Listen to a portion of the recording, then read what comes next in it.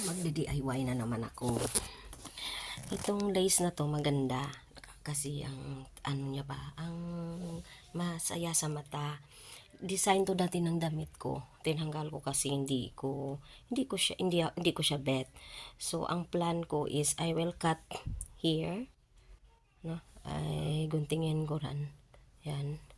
Tapos i-cut ko rin to separately. Ito yung pinakailalim ng dress. Tapos ito magiging parang i-ano ko siya, ganyan. Tapos ito yung pinaka base niya. Ito parang magiging brabla style na ganyan. Tapos ito bekara. Tapos may ribbon dira na amo dia.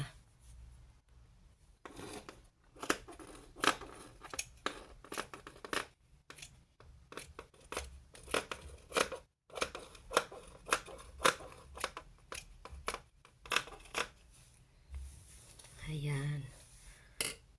Tapos ito magiging ganyan siya.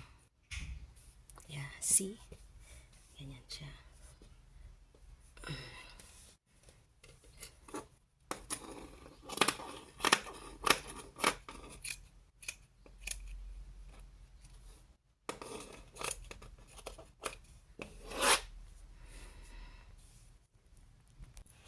So, in-cut ko na siya. Magiging ganyan na siya. So, dito, wala na to lining. Tapos, line stitch ko na lang yan dyan. Tapos, ito, may lining to, tsaka may pom. Yung pom, pwede mo siyang tanggalin. Pwede mo siyang ibalik.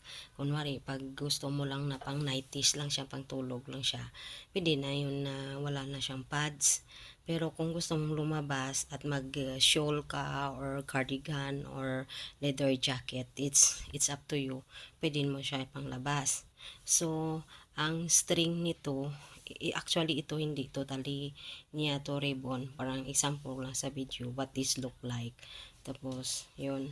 Ang ano ko, ang tela ko na magiging ribbon is ganitong tela. Malambot siya, tsaka hindi siya mainit sa balat.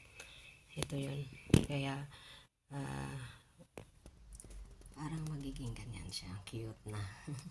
Tapos, sewing time. Ito na yung may pom na siya. Yung pad niya na maliit lang. So, yan na yun. Sewing time na.